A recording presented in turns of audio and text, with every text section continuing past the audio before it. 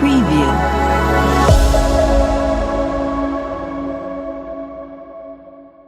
अस्सलाम वालेकुम।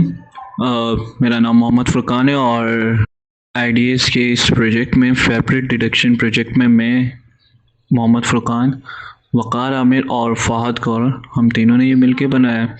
और इस प्रोजेक्ट में हमने फैब्रिक डिटेक्शन की है। कैगल से एक डेटा सेट उठाया जिस पे अभी तक कुछ काम नहीं हुआ था। रिसेंटली 2 कोड ऐड हुए हैं और इस पे हमने काम किया। हमने CNN और ANN के मॉडल्स अप्लाई किए क्लासिफिकेशन के, बट उससे पहले हमने कुछ इसकी प्रोसेसिंग की है। तो ये सबसे पहली फ़ाइल है हमारी जिसके अंदर हमने इसकी प्रोसेसिंग की है। और उसमें सबसे पहले काम हमने ये करा है कि हमने ये कुछ लाइब्रेरीज इंपोर्ट की, जैसे OS की, पांडास की, नमपाई, इमेज आयो, ताकि इमेज की लर्निंग हो सके। sklearn पूरा हमने इंपोर्ट कर दिया और ये इस तरीके से हमने ये सारी फाइल्स इंपोर्ट करके इसको रन कर लेते हैं। और जैसे ये रन हो जाएंगी तो लाइब्रेरीज हमारी इंपोर्ट हो जाएंगी। इसके बाद हमने पाथ सेट किया है।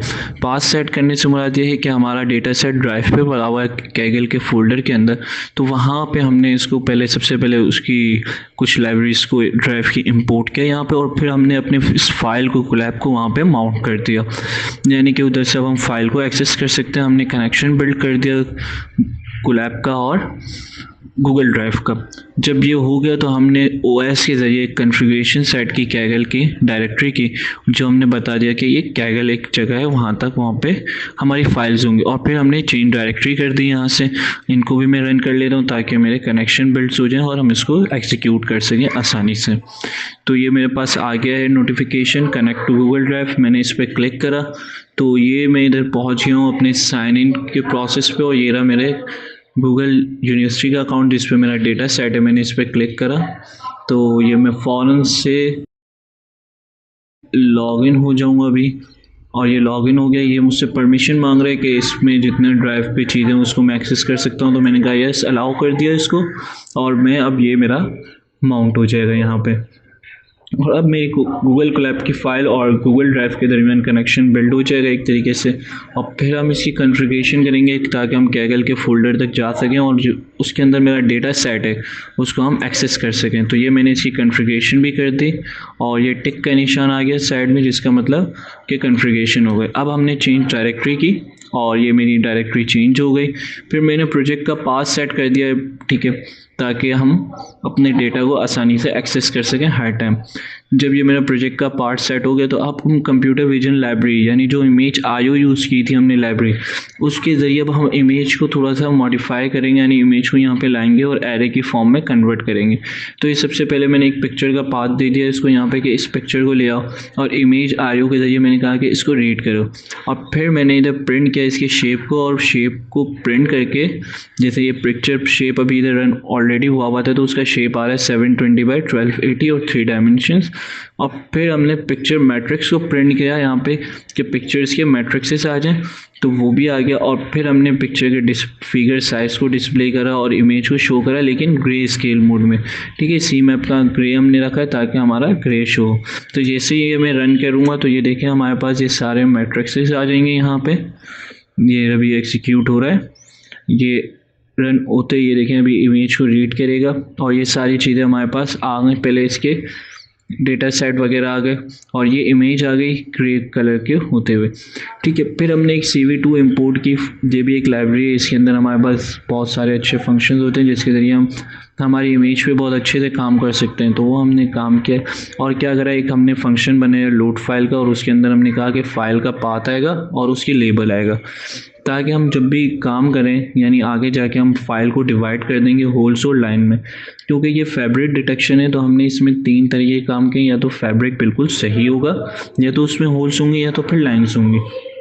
हमने इस पे काम करा और हमने क्या करा, सबसे पहले इस तरीके से हमने एक फंक्शन बनाया जिसके अंदर हमने डिक्लेयर करा फोल्डर का नाम, जो क्या करेगा, फाइल पाथ डॉट स्प्लिट के फंक्शन यूज़ करेगा और स्लैश लगा देगा और -1 रख दिया।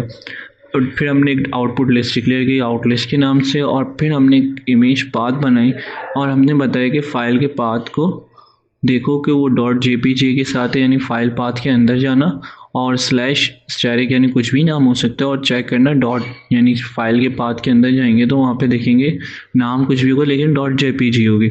एक्चुअली हम क्या करना चाह रहे हैं कि हम हर फाइल को उठाना चाह रहे हैं, ठीक है, और फिर उसके ऊपर वर्किंग करना चाह रहे हैं। जब पिक्चर्स हमारी आ गई तो हम एक एक फाइल को रीड कर रहे हैं, इमेज पाथ को रीड करा, उसको लेके आए और उसका कलर कन्वर्ट कर रहे हैं। जो ये लिखा हुआ है image equal to cv.cvt colour, cvt colour का मतलब है कन्वर्ट द कलर। इमेज आ गई जो हमने इमेज अभी हमने लोड की ऊपर से, और उसको हमने कलर चेंज क्या कर दिया BGR टू RGB यानी RGB कलर मोड पे ले आया। फिर इसको रिसाइज कर दिया 224x224 ताकि सारी इमेजेस मेरी क्या हो जाए, एक ही साइज़ की हो जाए, ताकि हमारे लिए उसको यूज़ करना, उस पर वर्किंग करना सब पे बड़े आसानी से हो जाए। फिर हमने एक टेम्प्रेरी लिस्ट बनाई, डिक्शनरी बनाई, ताकि हम पहले टेम्प्रेरी डिक्शनरी में डालेंगे और फिर जब टेम्प्रेरी डिक्शनरी पे हमारा वो एक इमेज पे काम हो जाएगा तो फिर हम उसको आउटपुट लिस्ट में डाल देंगे। तो इससे ये होगा कि हमारे लिए काम करना आसान हो जाएगा और हम आसानी से इसको हैंडल कर सकें। फिर हमने फाइल का नाम सेट किया, टेम्प्रेरी नेम दिया और इमेज पाथ स्प्लिट कर दिया। इसी तरीके से फिर हमने लेबल किया कि 0 फॉर नॉन डिफेक्ट और 1 फॉर डिफेक्ट। अगर हमारा आंसर 1 आएगा तो हम उसको डिफेक्ट करेंगे, 0 आएगा तो नो। फिर हमने टाइम को लेबल कर दिया। ये हमारा पूरा फंक्शन बन रहा है। इसी तरीके से हमने ट्राई एंड एक्सेप्ट भी लगाया ताकि अगर कुछ इशू आ जाए, अगर कोई एरर आ जाए तो उसमें ट्राई एंड एक्सेप्ट हमारा चल जाए। जब ये इसे से पास हो जाएगा तो फिर क्या होगा, हमारे पास आउटपुट लिस्ट में टेम्प्रेरी जो हमारी डिक्शनरी बननी थी वो उस लिस्ट के अंदर अपेंड होती जाएगी। जब ये हो जाएगी फिर हम चेक करेंगे कि आउट लिस्ट यानी जो आउटपुट लिस्ट अगर उसकी लाइन 0 के इक्वल है तो इसका मतलब हमारा सारा काम फेल हो गया, हमने कुछ भी यानी नहीं बना सके, यानी हमारा डेटा ही लोड नहीं हुआ डिफरेंट फाइल्स में। अगर ऐसा नहीं है यानी हमारी आउटपुट लिस्ट जो है, आउट लिस्ट जो हमने बनाई थी वो अगर 0 नहीं, इस मीन उनके अंदर डेटा है, यानी कि हमारा जो हमने इतना काम किया वो सारा सक्सेसफुली डन हो गया। तो हमने ये सब करके हमने उसको np.array यानी एरे की फॉर्म में रिटर्न कर दिया, ठीक है। जहाँ पे भी हम कॉल करेंगे तो ये रिटर्न हो जाएगा। तो ये हमारा फंक्शन रन हो गया, यानी एक प्रॉपर तरीके से बन गया। फिर हमने 2 फाइल्स बनाई जो हमारा प्रोजेक्ट पाथ था। यहाँ पे हमने डिफाइन किया था कि कैप्चर तक हम जाएंगे, कैप्चर ये रहा। अब इस कैप्चर के बाद एक और फोल्डर बनाना है होल का, क्योंकि हमने क्या रखा है प्रोजेक्ट पाथ प्लस, यानी आप प्रोजेक्ट पाथ के साथ कॉन्कैटिनेट करो और फोल्डर का नाम क्या रखो होल्स, और इसको एक वेरिएबल में रखा है। इसी तरीके से लाइन का बनाया हमने। तो ये हमने ये 2 फोल्डर्स बना दिए। अब हम इनमें इमेजेस को लोड वगैरह करेंगे। तो हमने क्या करा, पहले हमने कहा target output hole 1 and line 0। हमने होल की इमेजेस को लोड करा कहाँ पे, फाइल पाथ में, कि अगर वो इक्वल टू होल हो तो लेवल 1 कर दो, और अगर लाइन्स वाली हो तो 0 करके उनको इस फाइल्स में डाल दो। देखो ये दोनों सक्सेसफुली हो गए रन। तो ये दोनों फाइल्स हमारी, दोनों लाइन्स अभी ये रन हो रही हैं। जैसे ही रन हो जाएंगे हमारे पास सारा डेटा दोनों फाइल्स में शिफ्ट हो जाएगा। तो हम थोड़ा वेट करते हैं ये शिफ्ट हो जाए, फिर हम आगे की चीज़ें देखेंगे। फिर आगे हमारा बहुत कम काम रह गया, और ये काम हमारा मैक्सिमम आगे CNN और ANN में भी रिपीट हो रहा है, क्योंकि उधर जब हम डेटा की ट्रेनिंग्स करेंगे, क्लासिफिकेशंस करेंगे तो ये चीज़ें होंगी। ये देखें लिखा हुआ गया loading file from folder hole is successful, यानी होल से फाइल्स आ चुके हैं। अब लाइन से भी इमेजेस आ जाएंगी, लाइन्स इमेजेस भी आ जाएंगे हमारे पास। और ये थोड़ा सा टाइम लेगा क्योंकि इमेजेस हमारे पास ज़्यादा हैं। अभी हम देखेंगे कि कितनी इमेजेस हैं। जब शेप इसका मालूम करेंगे तो हमारे पास पता चल जाएगा कि टोटल हमारे पास क्या शेप बना है इमेजेस का। तो ये देखें हमारे पास अभी कुछ ही देर में ये भी आ जाएगा कि loading file from folder line is successful. दोनों से हमारे पास इमेजेस आ गई। अब इधर हम total number of images from both classes, यानी दोनों क्लासेस में कितनी इमेजेस हैं वो काउंट कर रहे हैं।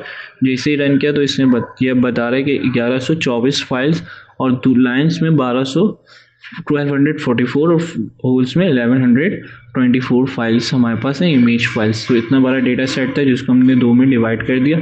फिर हमने थोड़ा सा इसको शफलिंग कर ली random.shuffle की मदद से। फिर हमने इन क्लास साइज़ को चेक किया दोबारा, ठीक है, और हमारे पास होल की इमेज का शेप यही आया।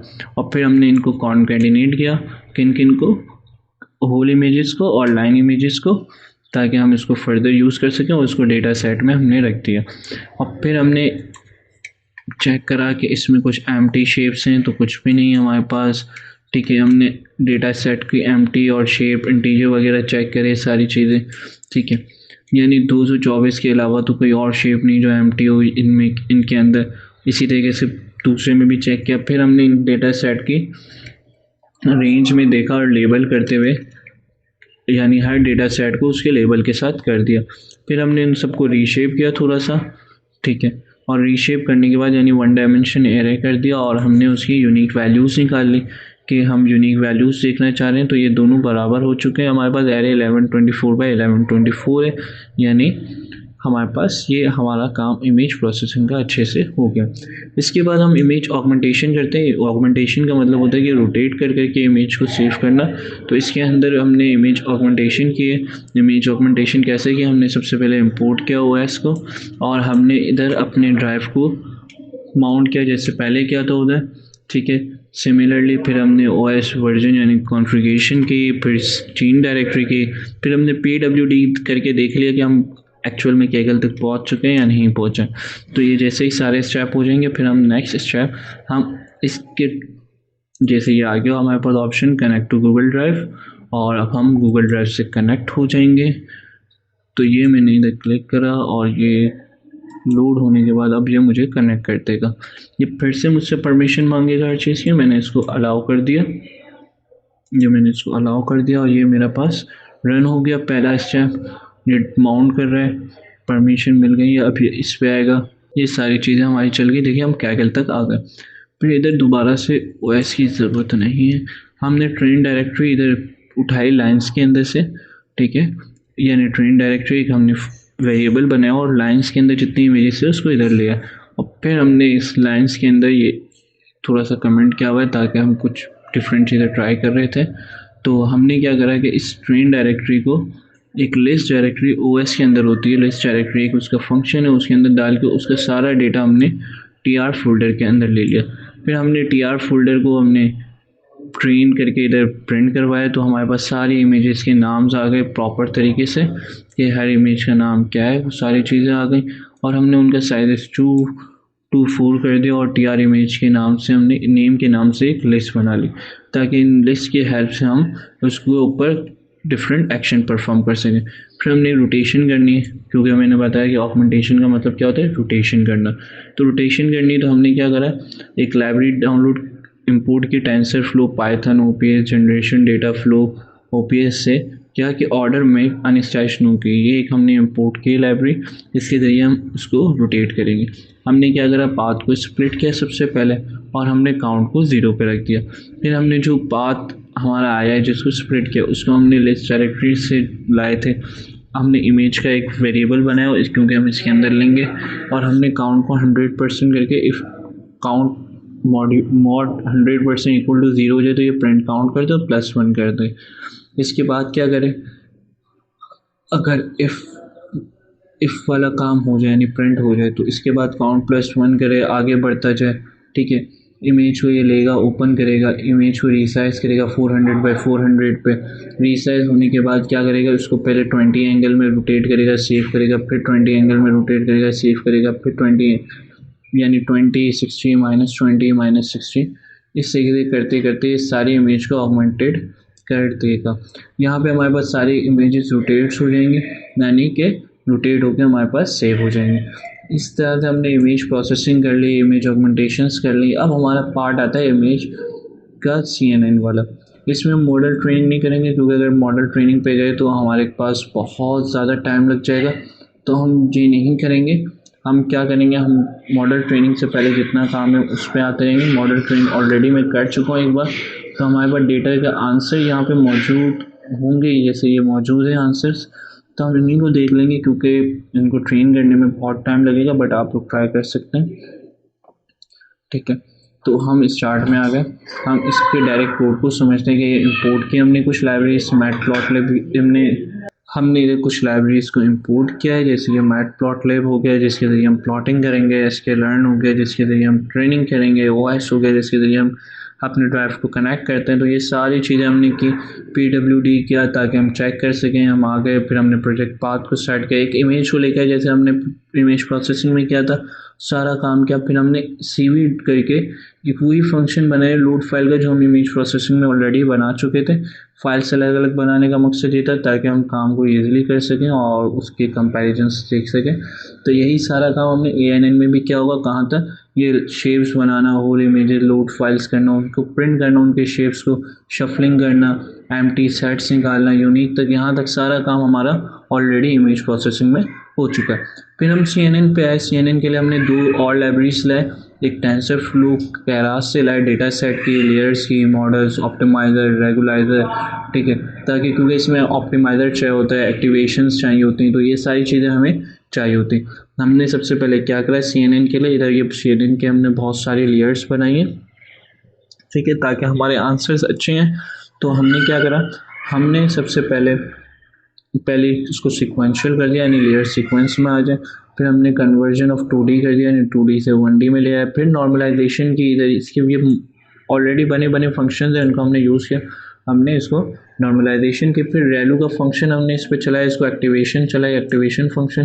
फिर मैक्स पूलिंग की। मैक्स पूलिंग का मतलब ये होता है कि एरे को जो हमारे पास मैट्रिक्स होता है उसको 2x2 में कन्वर्ट कर देता है, यानी कि 3x3 के मैट्रिक्स की फॉर्म्स निकालेगा और 2x2 में उसको कन्वर्ट कर देगा। और फिर हमने उसमें से ड्रॉप आउट किए जो हमें अननेसेसरी थे। इसी तरीके से फिर हमने ये 7x7 का स्ट्राइड था हमारे पास, 16 फिल्टर से इधर 32 फिल्टरिंग हुई, स्ट्राइड 5x5 हो गया, ये 3x3 हो गया। सेम प्रोसेस चलता जा रहा है।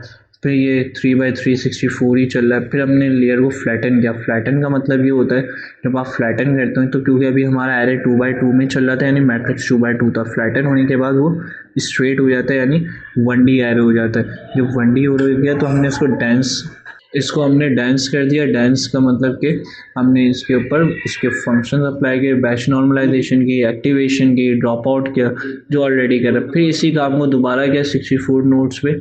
तो हमारे पास ये क्या हो गया, कनेक्टेड लेयर्स थी। तो ये हमने सारा काम करके फिर हमने एक और बार डेंस किया और एक्टिवेशन इस बार चलाइए सिग्मॉइड की। पहले हम रेलू चला रहे थे, इस बार सिग्मॉइड चलाइए, ठीक है।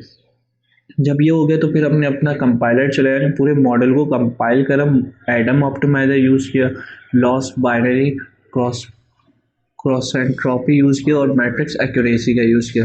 और जब ये सारा हो गया तो मॉडल के हम यहाँ पे समरी भी देख सकते हैं, बट हमने नहीं रखा, हमने रिटर्न मॉडल कर दिया, यानी मॉडल को रिटर्न कर दिया ताकि हम कहीं पे भी उसको यूज़ करके देख सकें। जब ये रिटर्न हो गया मॉडल तो फिर हमने इसकी प्लॉटिंग के लिए यहाँ पे पूरा एक फंक्शंस वगैरह बनाए हुए, जैसे कि इसके एक्यूरेसी स्कोर देखने हैं तो उसके लिए हमने मैट्रिक्स इंपोर्ट किया। मैट्रिक्स से precision call, recall score, F1 score, confusion matrix और वापसी प्लॉट लिप वगैरह ऊपर ऑलरेडी थी, पर इधर कोड के टाइम कर दिया डिफाइन। फिर प्रिडिक्शन का एक एरे बनाया और पूरा डेफिनेशन एक और, यानी हमने एक फंक्शन बनाया। हमने ज़्यादातर काम फंक्शंस में करने की कोशिश की ताकि हमारा काम अच्छे से अच्छा हो सके। अब इसमें क्या करा है, हमने ट्रेन CNN मॉडल को लेके आए, बैच साइज़ जो हमारा था उसको रिड्यूस किया ताकि बैच साइज यूज़ किया ताकि मेमोरी यूजेज रिड्यूस हो जाए, और अर्लीस्ट चॉपिंग ओवरफिटिंग कर दी है, ठीक है। अब अर्लीस्ट चॉपिंग यहाँ पे करेंगे, ये देखें अर्लीस्ट चॉपिंग का हमने फंक्शन लगाया कि वैल्यू लॉस करके हिस्ट्री यानी मॉडल फिट किया हमने, ठीक है। इसमें ईपॉच वगैरह, बैच साइज, शफल, वैलिडेशन, ये सारी चीज़ें हमने यूज़ की हैं। प्रेडिक्शन एंड पे राउंड्स हमने डाले, अपेंड्स, फिर हमने ये सारी चीज़ें F1 स्कोर वगैरह सारी चीज़ें हमने डाली। और उसके बाद हमने क्या करा, प्रिंट करवा दिया कन्फ्यूजन मैट्रिक्स को कि वाई यानी जो हमारा आउटपुट था वो वैल्यू क्या थी, प्रेडिक्शंस क्या आई, हीट मैप बनाया, और ये इस तरीके से सारी चीज़ें करके हमने इसको भी रिटर्न कर दिया। अब हमारे पास इधर मॉडल रिटर्न हुआ और हिस्ट्री रिटर्न हो गई।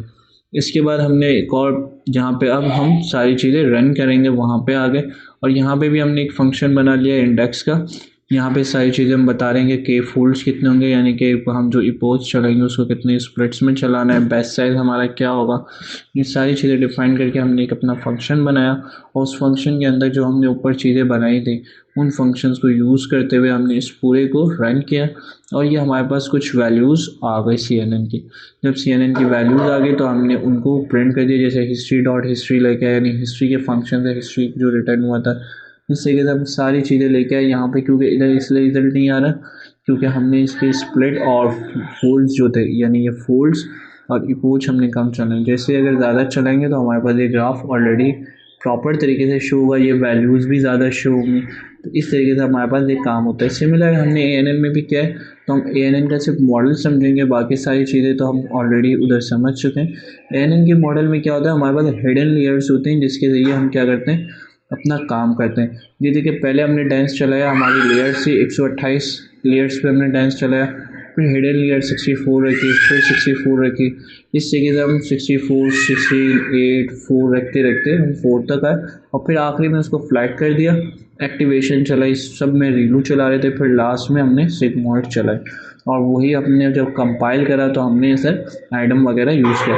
इधर हमारे पास कोई ऐसी चीज़ नहीं होती जैसे कि उधर हमने यूज़ की थी मैक्स बूलियन, कॉम 2D वगैरह, ये सारी चीज़ें नहीं होती। हमने मॉडल बनाया सिंपल सा कि डांस हो रहा है, पहले सिक्वेंशियल लेयर किया, फिर डांस किया और फिर ड्रॉप आउट करते गए हर डांस के बाद, आखिरी में उसको फ्लैट कर दिया यानी 1D एरे में, और फिर वापसी उस पर डांस चलाया 8 लेयर्स का और रेलू के मेथड से, फिर हमने उसमें ड्रॉप आउट किया और उसके बाद लास्ट हमने डांस चलाया एक और वो सिग्मॉइड फंक्शन एक्टिवेशन के साथ चलाया ताकि हमारे रिजल्ट्स आ जाएँ। मॉडल समरी के साथ हमने रिटर्न किया मॉडल को और फिर इसी तरीके से यहाँ पे भी हमने क्या करा, ANN के मॉडल को हमने यहाँ पे ट्रेन किया, बैच साइज लेके आए और अर्ली स्टॉपिंग की और ये सारी वैल्यूज़ जो वेरी नीडेड होती है, accuracy, F1 score, precision, recall, confusion matrix, ये सारी चीज़ें हमने इधर बनाई। जब ये सारी चीज़ें हमारी इधर बन गई तो हमने क्या करा, यहाँ पे उनको यूज़ करते हुए हमारे मॉडल की ट्रेनिंग्स हुई और जब मॉडल की ट्रेनिंग हुई हमारे पास आंसर्स आए तो वो हमारे पास इस तरीके से यहाँ पे शो हो गए।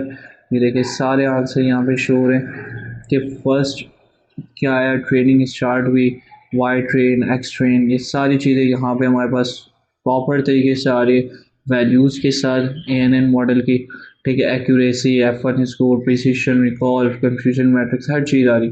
फिर उसी का हीट मैप आ रहा है, उसी की फिर हमारे पास की आ रही डिक्शनरी की, फिर हमारे पास उसका ग्राफ आ रहा है। ग्राफ क्यों नहीं आया हमारे पास, क्योंकि हमने पहले भी बताया कि यहाँ पे हमने इपॉच और स्प्लिट्स कम यूज़ किए हैं तो इसलिए हमारे पास ये चीज़ें नहीं है। तो ये हमारा टोटल ओवरऑल प्रोजेक्ट है जो फैब्रिक डिटेक्शन पे था कि जो हमारा मॉडल कंपेयर करके बता रहा है और इसकी अगर हम 20 इपोच कर दें, इसको यानी 20 कर दें और इसको अगर 10 कर दें तो हमारे पास ANN की एक्यूरेसी हमारे पास 90% समथिंग आती है और इसकी हमारे पास 88 आती है, CNN की 88 आती है एट दी एंड और ANN की हमारे पास 90 आ रही है। Thank you very much. This is all from our side.